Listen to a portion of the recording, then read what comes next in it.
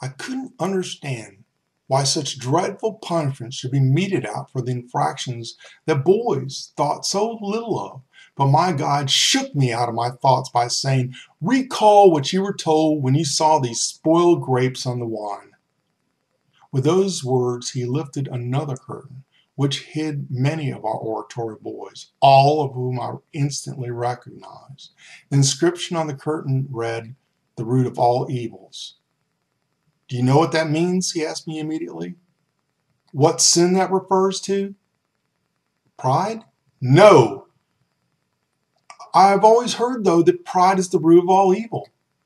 "It is, generally speaking, but specifically, do you know what led Adam and Eve to commit the first sin for which they were driven away from their earthly paradise?"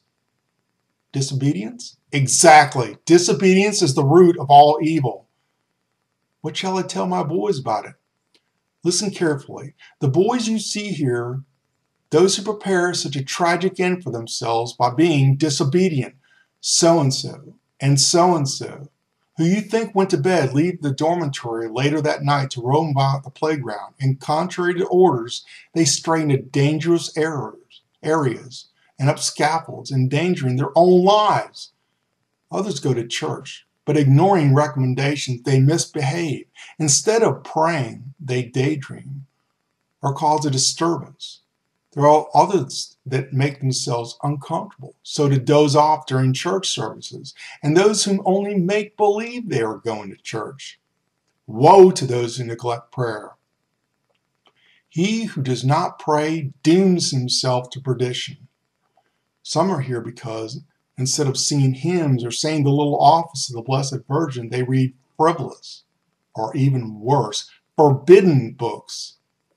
He then went on to mention several serious breaches of discipline. When he was done, I was deeply moved. "May I mention all these things to my boys?" I asked, looking him straight in the eye. "Yes, you may tell them whatever you remember." "What advice shall I give them to safeguard them from such a tragedy?" "Keep telling them that by obeying God, the church, their parents, their superiors, even in little things, they will be saved." Anything else? "Warn them against idleness. Because of idleness, David fell into sin. Tell them to keep busy at all times, because the devil will not have an attempt to have a chance at them." I bowed my head and promised.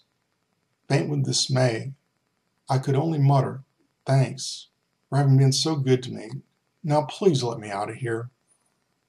"All right then, come with me." Encouragingly, he took me by the hand and held me up because I could hardly stand on my feet. Leaving that hall, in no time at all we would retrace our steps to the horrible courtyard and up the long corridor. But as soon as we stepped across the last bronze portal, he turned to me and said, "Now that you have seen what others suffer, you too must experience a touch of hell." "No!" I cried in terror. He insisted, but I kept refusing. "Don't be afraid," he told me. "Just try it. Touch this wall." I could not muster enough courage and tried to get away, but he held me back. "Try it," he insisted. Gripping my arm firmly, he pulled me to the wall. "Only one touch," he commanded, "so that you may have seen and touched the walls of eternal suffering, and then you may understand what this last wall must be like. What is the first to be unendurable? Look at this wall." I did intently. It seemed incredibly thick.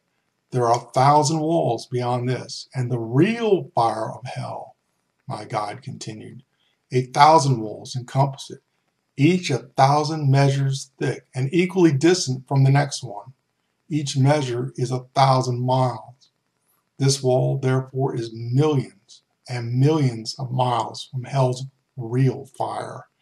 It is just a remote rim of hell itself. When he said this, I instinctively pulled back, but he seized my hand, forced it open, and pressed it against the first of these 1,000 walls. This sensation was so utterly excruciating that I leapt back, and with a scream I found myself sitting up in bed. My hand was stinging, and I kept rubbing it to ease the pain. When I got up this morning, I noticed that it was swollen. having my hand pressed against the wall, though only in a dream. It felt so real that later the skin of my palm peeled off.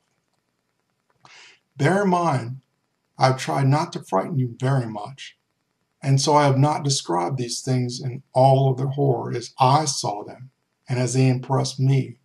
Know that our Lord always portrayed hell in symbols, because he had described it as it really is, we would not have understood him.